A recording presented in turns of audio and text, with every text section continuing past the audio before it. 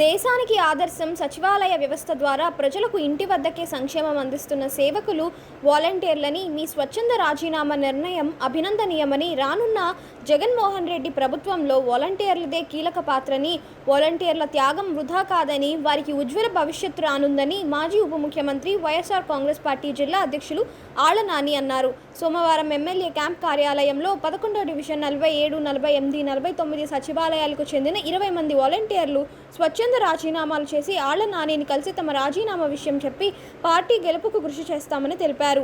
రాజీనామా చేసిన వాలంటీర్ల నిర్ణయాన్ని ఆళ్ల నాని ప్రశంసించారు.